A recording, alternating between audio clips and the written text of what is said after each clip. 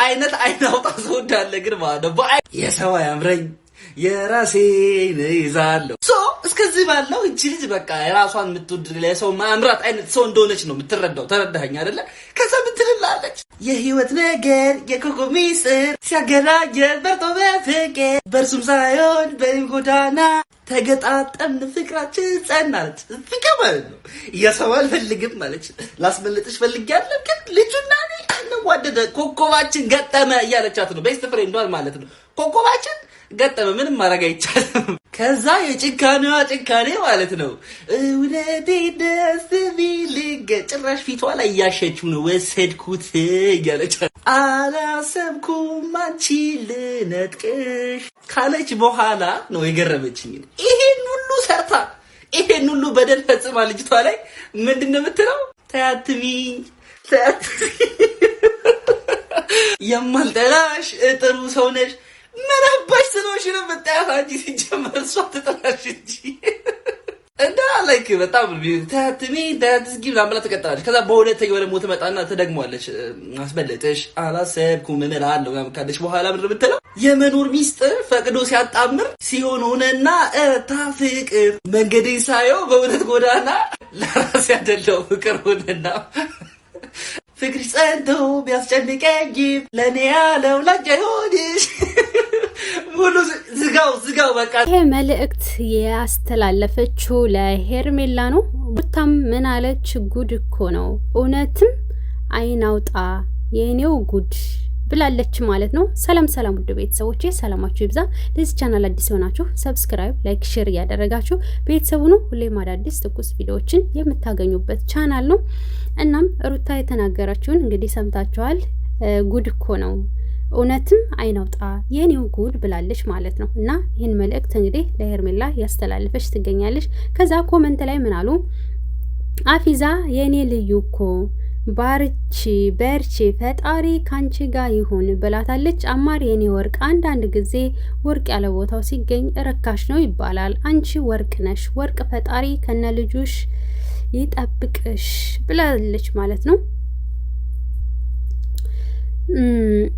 እሺ ሀያት እናመሰግናለን። እንግዲህ የመውደድ ምልክት ነው። ሩታ የኔ ውድ አንበሳዋ ብላለች።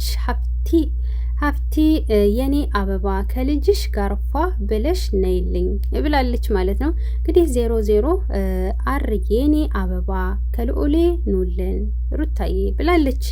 ስደቱ የኔ ጀግና ሩታዬ የኔ አንበሳ ብላለች። ዝናሽ ሩታ የኔ ቆንጆ ብላለች። አልሚ ሩታዬ የኔዋ ለሄርሜላ ይገባታል ብላለች። አልሚዬ ውብ ስራ አበባዬ የኔ ጨረቃ ብላለች ማለት ነው።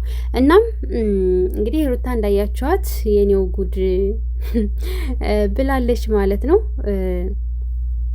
እና ልጁ የተናገረውን ሰምታችሁ ከሆነ ኦ ማይ ጋድ ሩታ በጭራሽ አልተውም እጅ አልሰጥም እያለች እንደሆነ መልእክትም አለው። እንደገና ደግሞ የሰው ባል የሚቀሙ ሴቶች አይናውጣ መሆናቸውን እጅግ በጣም የሚያሳፍር ነገር እንደሚናገሩ ልጁ ሙሉን ተናግሮታል። እንግዲህ ሙሉን እንደሰማችሁት ነው፣ መድገምም አያስፈልግም። ትናንትና ራሱ በተለቀቀው ቪዲዮ ላይ እንደገና ማለት ከሳሽ የነበረ ሰው ተከሳሽ ሆኖ እንትን ሲል ማለት ነው። እና ከሳሽ ምን ሲል ተከሳሽ ምን ይላል የሚባል አባባል ሁላ አለ ማለት ነው። ከዚህ በፊት ታስታውሱ ከሆነ ሄርሜላ አረገዝኩ ብላ የመጣሽ ጊዜ የጠፋሽ ጊዜ እነ ሩታ ተከሰው ነበረ ማለት ነው። ገባችሁ? በሷ ምክንያት ተከሰውና ተጠያቂ ሆነው ነበረ። ያ ሁሉ ተደርጎባቸው ይቅርታ ያልተባሉ ሰዎች ዛሬ ላይ ግን የፈጣሪን ትእዛዝ ሰምተው የፈጣሪን ቃል እንተገብራለን፣ ችግር የለውም፣ ሽንፈት አይደለም መልካምነት ነው እንደውም ብለው ራሳቸውን ቅልል እንዲላቸውና ከውስጣቸው ቂም በቀል ስለሌለባቸው ሁሉ ነገር ንጹህ አድርገው መቀጠል ስለሚፈልጉ ይቅርታ አሉ ማለት ነው። ባሏንም ተወስዶባት ብዙ ነገር ተደርጎባት ብዙ ቃላቶች ተብላ ተሰድባ እሷ ባላጠፋችሁ ጥፋት አንቺ ነሽ ያገትሻት እናንተ ናችሁ ተብለው ከዚህ በፊት ተከሰው ብዙ ነገር ተብለው ይሄን ሁሉ ነገር ያሳለፈ ሰው ሳይከስ ይቅርታ ሳይባል እንደገና በላይ ይቅርታ እያሉ ያሉት ተበዳይ የነበሩት ሰዎች ናቸው። ለዛውም ኤፋ ራሱ እኔ ደስተኛ ሆኜ አይደለም ይቅርታ ምለው አምኜበት አይደለም፣ ግን ማለት ፈልጌው አይደለም፣ ግን ደግሞ ከውስጥ ቂም ወይንም የሆነ ነገር እንዳይኖር ሁሉም ነገር ሰላም እንዲሆን ሁሉም ነገር በቃ ከሁላችንም ሰላምን መፍጠር ስለምንፈልግ ነው ብሏል ማለት ነው። ገባችሁ? እና እንደውም ሊመሰገኑ ነው የሚገባው። እንዴት አንዳንድ ልጆች ራሱ አሁን እየተናገሩ ያሉት አብርሽ ለትዳር አይሆንም፣ ሄርሜላን በድጋሚ ልቧን ሊሰብራት ነው፣ አይ እንዴት ይቅርታ ይላል እያላችሁም ነበረ ማለት ነው።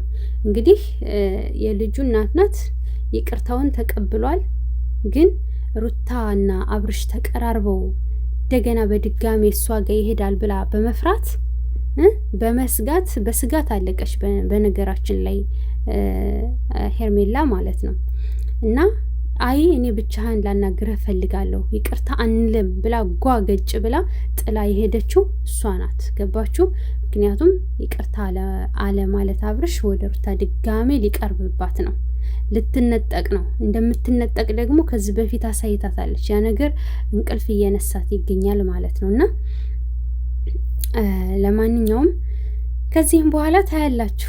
የልጄ እናት ነሽ፣ ተኮራርፈን ተዘጋግተን የሚሆን ነገር የለም፣ ሰላም ይሻለናል ብሎ እንደገና እንደውም ይቅርታ ብሎ ልጃችን አብረን እናሳድጉላ ሊል ይችላል፣ አይታወቅም። ከዛ በኋላ ደግሞ ልቤ ተሰበረ እያልሽ መምጣትሽ የማይቀር ነው።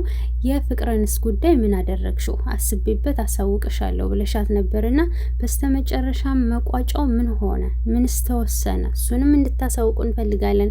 ፍቅርዬም ተናፍቃለች። ትምጣልን። እውነት ለመናገር ትምጣልን ማለት ነው። ምክንያቱም ጠፋች፣ ሰሞኑን የለችም፣ እያየናት አይደለም እና ብቅ እንድትል እንፈልጋለን።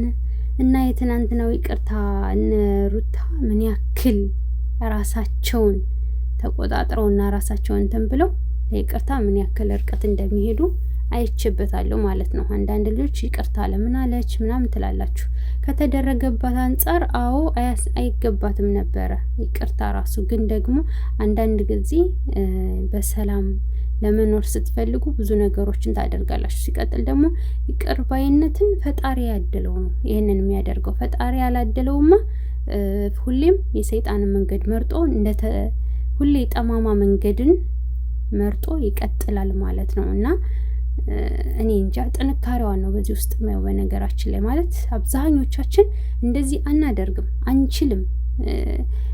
በተደረገብንን እያሰብን ብዙ ነገሮች እናስባለን፣ እናደርጋለን። እና እሷ ግን ሁሉ ነገር ወጥ አድርጋ ቻል አድርጋ ይህን ሁሉ ስታደርግ ምን አይነት ጠንካራ ናት ብዬ በራሴ በጣም እገረማለሁኝ ማለት ነው።